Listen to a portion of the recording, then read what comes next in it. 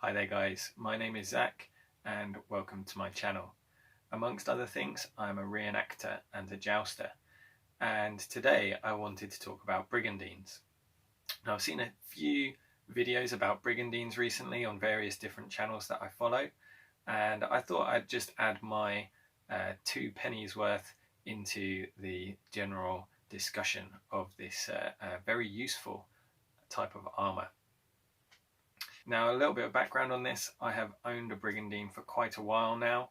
I actually sold it this year, just before lockdown, and so I can't actually show you my brigandine, but I'll put up a photo of me wearing it from a while ago, quite a while ago. And I've also owned and used a cuirass for a long time as well, and I've used both of them, both for riding and for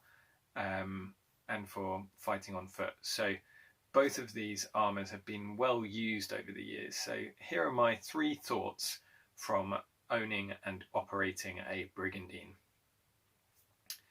First of all, a brigandine is more adjustable than a cuirass. So this could be very useful information to you if you are considering getting some armour, but you're the kind of body type that might fluctuate in weight quite a bit. Then a brigandine is an excellent choice, because the combination of shoulder straps and straps either down the front or down the side, or even sometimes down the back, can give you quite a bit of wiggle room in sizing.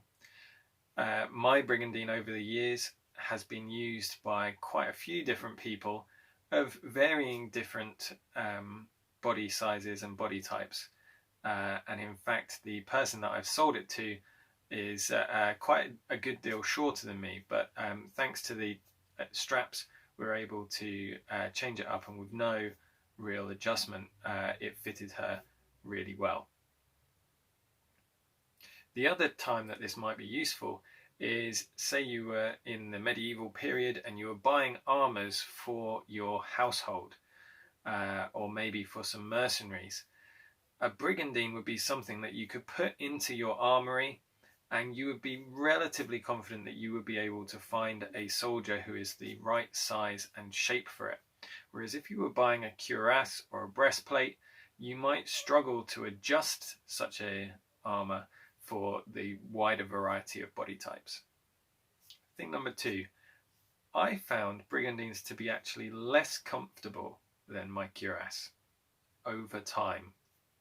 Now this seems like it might not be the case. It certainly wasn't what I expected, but I actually found that the brigandine, because it didn't support its own weight, actually, if I was wearing it for a long time, I found that the weight, it really didn't help my posture at all, and I found my back curling over, and therefore I found that it was less comfortable if I was wearing it for a long time than a cuirass might otherwise be. So the cuirass was holding its own weight very well.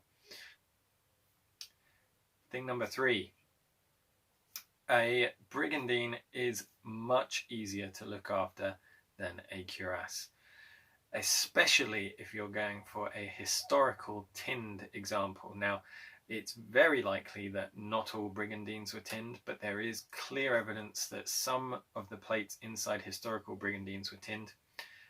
This was to make sure that they didn't rust on the inside, which is very important, because a whole face of the armour you're not able to get to, so you can't actually see whether it's rusting.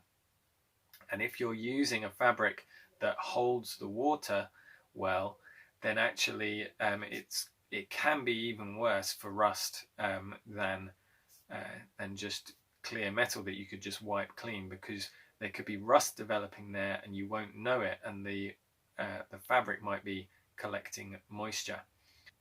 So a tinned brigandine is an excellent all-weather armour that you can use without having to worry too much about the rust. Now, there is something that you do need to worry about with a brigandine, and that is storage.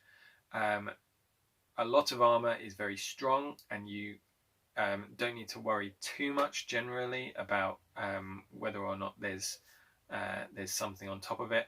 But a brigandine, you might need to think about that. Now, the reason for this is a lot of the strength in a brigandine comes from the overlapping plates. And so each individual plate is not particularly strong. If you're being struck by a sword or a poleaxe, that is less of a problem, because the force of the blow just spreads out over the different plates. But if you were to store your brigandine at the bottom of your armor chest, for example, and you had the other weights on top, the other armor on top, then over time that weight will cause the plates down the side of the brigandine to fold. So if you're storing a brigandine, maybe make sure that you've packed it well so that it's actually in the shape of your body. It's got something holding it out, because the plates are not as good at holding their own weight, and definitely not as good at holding the weight of other things on top as a cuirass or a breastplate might be. Well, thank you very much for watching. Hopefully these thoughts have been helpful. If you're considering getting a brigandine, or maybe I know some people just like researching and finding things out, maybe for a book or something. But these are 3 things that I've learned while wearing and using a brigandine. Now, like I said, I've recently sold my brigandine so that I can fund another project. If armour is something that interests you, do subscribe, because I'll be talking more about that project in future videos, and I assure you it will be extremely exciting. I'm excited. Obviously you can't tell because I'm British and we don't tend to show that sort of thing in our face or our voice. But yeah, do subscribe, leave a like, and if you've got any questions about this sort of thing, then do leave a comment. It'd be great to hear from you. Thank you very much, and I'll see you soon.